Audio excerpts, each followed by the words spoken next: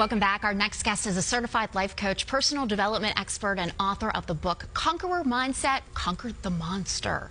He's helped hundreds to stop coping and start conquering stress, self-doubt, addiction, childhood trauma, and fear.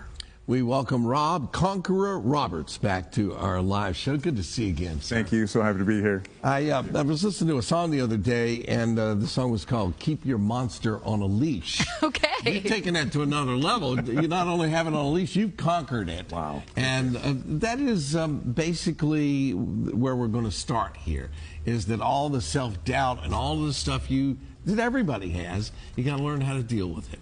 You do, and I agree with you 100%. I was speaking with one of my clients recently, and she suffered from something called amophobia, which is the fear of sand. And as you already know with all phobias, we have to go down to the root cause. Don't pay attention to the fruit, go down to the root. When I spoke with her, she told me that when she was younger, her brothers and sisters buried her from the neck down in sand at a beach. The water was coming towards her, bugs were coming towards her. Her parents and brothers and sisters were just laughing at her. She ended up having a lot of anger, unforgiveness, and hatred towards her family, but more importantly, it was the fear of sand. We fast forward 40 years, and now she's seeing psychologists and therapists and taking a lot of anti-anxiety medication, and she's suffering. I met up with her one time at a park. Knowing her story, I gave her a tall glass of sparkling water, and I told her, I said, you know that if you heat up sand to 3,000 degrees, it turns into glass. Once I said that, she saw herself differently, and a switch went off. Something just clicked with her, and she jumped into the sand pit that was nearby on the volleyball course. Instead of doing snow angels, she did sand angels. Wow. So I ended up buying her one of those little hourglasses that you flip over with the sand, and a couple months ago, I got a photo from her and her husband, and it was them on a sandy beach finally enjoying a vacation. No medication, no psychologist, no therapist, and she's cured. What a success story right there. And it really just goes to show we have this power in ourselves that we can fight that monster. We can take it down, and we can live happier, more present lives. Yes, I agree with you 100%. We do. We do have that power internally. Yeah. All right, so we started with coping and figuring out what you fear and kind of dealing with that. Next up on a list here that you laid out for us, clear the clutter. Yeah. Yes. Yeah. Yes. Yeah. A lot of times, and I made up a quote a long time ago, and it says, sweep before you mop.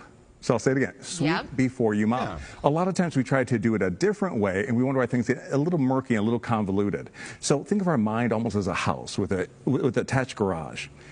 A house that's full of clutter, it makes it easier for a pest or a vermin to enter inside. So we look at this monster of fear, stress, anxiety, childhood trauma as that pest. They love homes that are full of clutter. So we see people who are extra busy, and they kind of put themselves into their work, and they don't handle things that are appropriate, and they wonder why they're dealing with this underlying monster. So if we have a house that's actually clear, it gives that pest no room to hide.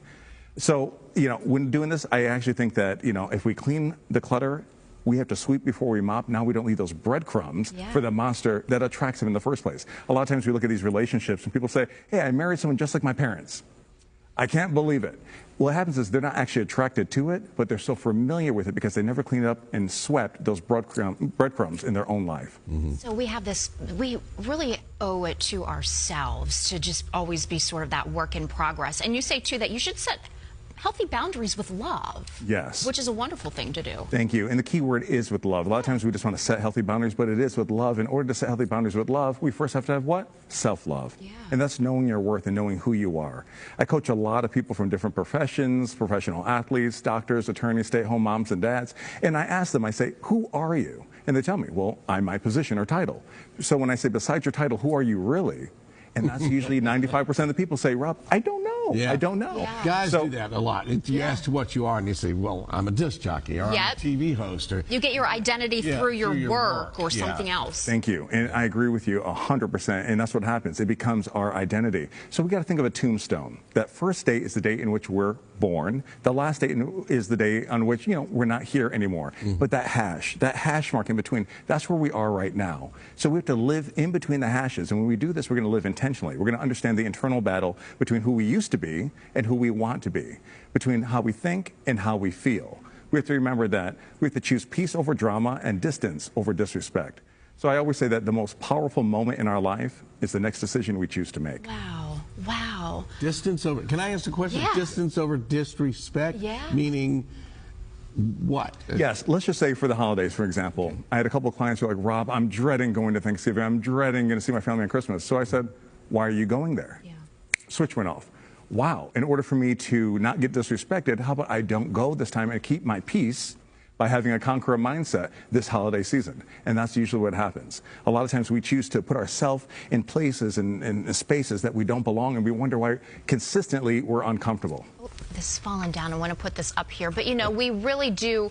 We have to talk about the I'll just fact- hold it. Yeah, let's just hold it because that's not working with us today. But we really do. We have to honor ourselves, and because those traumas will continue to build up if we don't really take care of ourselves, and then we can't take care of anybody else if we're not doing that first. Wow, and what you said is so heavy, and I wish other people would understand what you're saying right now, because we sometimes become a people pleaser. Yep.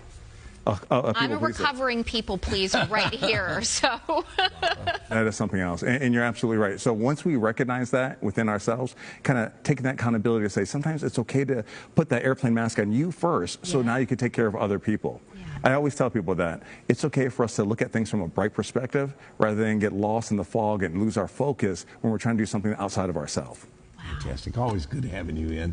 And we always learn a lot. Conqueror mindset. Yeah, I feel ready to conquer the day. So We'll thank you find for out this about that in a few conversation. minutes, Yeah, actually. I'll be doing a push-up coming up. For more information on this topic or the services that Rob Conqueror Roberts provides, just visit the link on our show website by early this afternoon, virginiathismorning.com. We've been talking about it. Rob's going to hang around, and later on the show, we're going to be doing a push-up challenge that he created to bring awareness to multiple sclerosis, a great cause. We're going to be happy to do it here, so stay tuned.